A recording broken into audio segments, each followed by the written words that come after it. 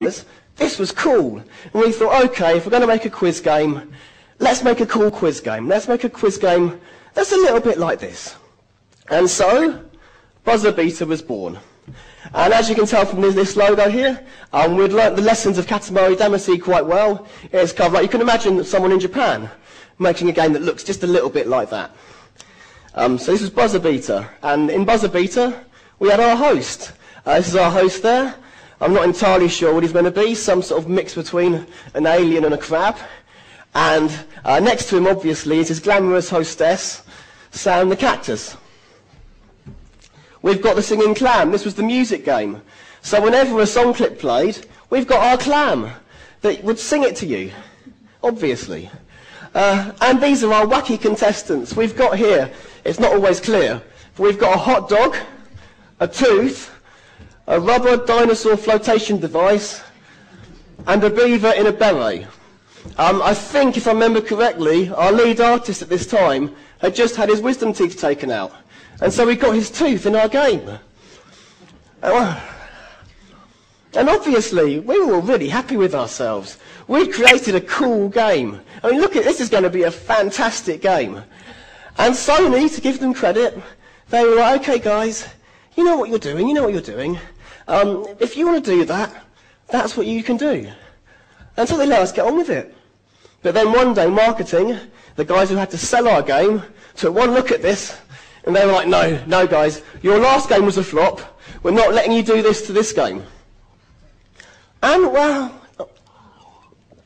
personally, I still quite like this style. I would love to see what a 3D hot dog would look like on the PlayStation 3 with all the shaders and high polygon graphics. I think it would be fun. But that's because I'm a gamer. I understand this because I've spent the last 24 years playing computer games. This talks to me in a language that I understand. My mum, my wife, my gran, my sister, they don't understand this.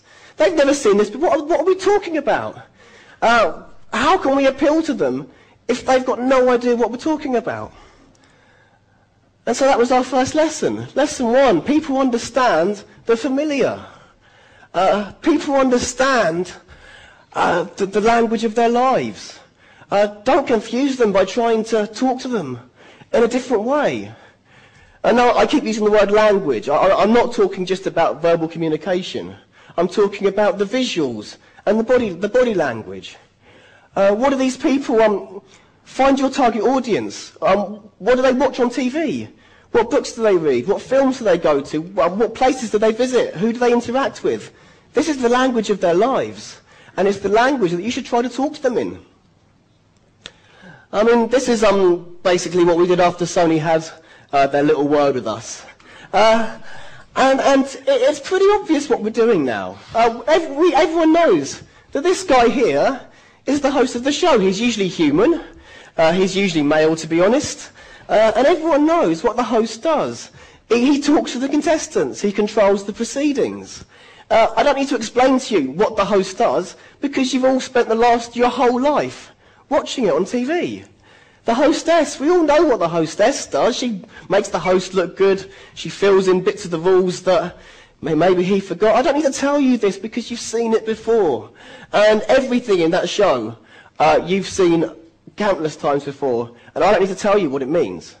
And because I don't need to tell you what it means, I've already got through to you. I've already explained what I'm doing to you. And that's so important. Us gamers can handle far more strange and weird stuff than this. But that's because that's what we understand. Okay, sorry, I'm rushing a bit here. So we knew that we were going to make a quiz show on TV, a TV-like quiz show. And so we said, okay, some shows out there get really high ratings and do really well. Other shows, they don't do so well. And obviously we wanted to make a lot of money, so we wanted to be like the highly rated shows. What is it that the high rated shows do that the low rated shows don't?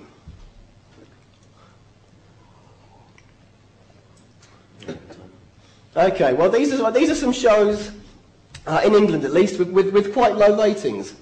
And the reason I've chosen these 3 shows is not just because I can find pictures of them on the internet, but also they're quite good shows. They've got interesting gameplay mechanics. They've got hosts who do a good job of controlling the show and injecting humour and tension into it. But ultimately, they're never anything more than these niche shows on these little channels. For those of you who care, we've got Mastermind, University Challenge, and 15 to 1. I doubt any of these have made it over here because low-rated shows generally don't. So what is it? Why don't these shows do all that well? Whereas these shows, they do. Probably far more recognisable to you because, again, they've done well for themselves. We've got Are You Smarter Than a Fifth Grader? It's currently America's biggest, most popular quiz show. We've got The Weakest Link, which I know is now shown in quite a few countries. And obviously everyone recognises Who Wants to Be a Millionaire. It's the most popular quiz show ever.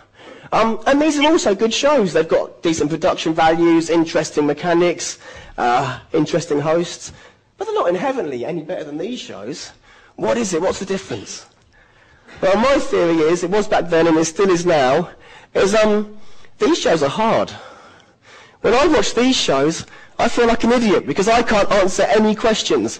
I can spend 30 minutes watching these and have no idea how anyone can possibly know any of these answers. And they do. These people go on there, and it's really impressive seeing how knowledgeable they are. But they make me feel stupid. And I just don't like feeling I'm not stupid, but they make me feel it. Whereas these shows make me feel smart. I'm sure we've all played along to Who Wants to Be a Millionaire, and we've been there, and we've got the £100 question, we've got the £200 question. We're beating the contestants. If we were on the show, we'd have just won £64,000, and we feel smart. We feel good about ourselves because we can do it. And I like watching these shows because it makes me feel good about myself. And so the second lesson we learn is let people shine.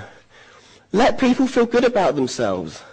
Now, I don't know what that says about today's society. I mean, there's probably something about instant self-gratification.